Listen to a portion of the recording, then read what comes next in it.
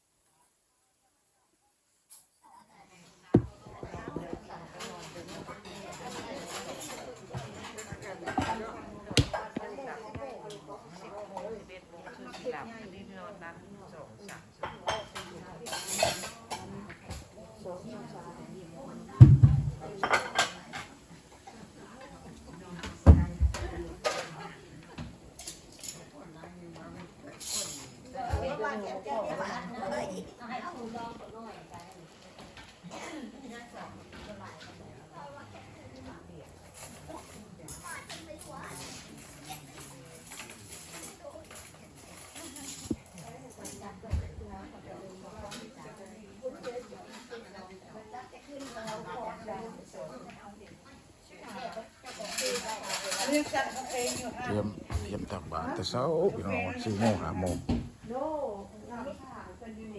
มาคือกันนั่นแหละแล้วมา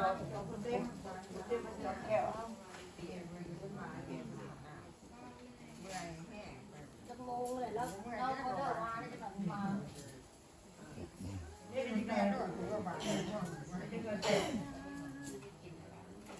มันเป็นได้อย่างนะคือว่าเนาะนี่นะแต่วันนี้ไปหัวมาทำไมวะเอาว่ะ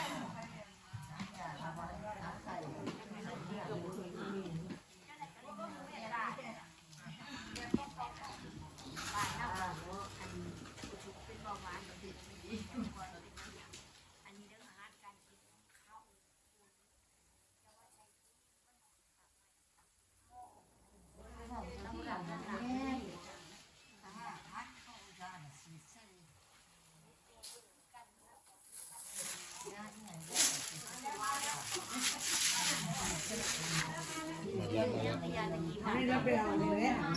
โอ้ยจะรับไปเอาดีไหมใส่เส้นมาใกล้ๆนี่อยู่ใกล้ๆนี่เป็นแต่ประเด็กขับเป็นวันจันทร์บนดอกยาผ่านหญ้าเขาถูกปาก หาซื้อมาเมื่อคืนนี้กัน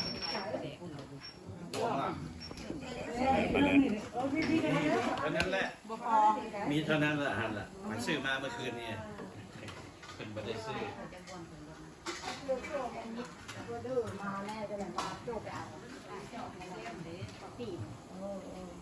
หัวโดมาแล้วดูหน่อย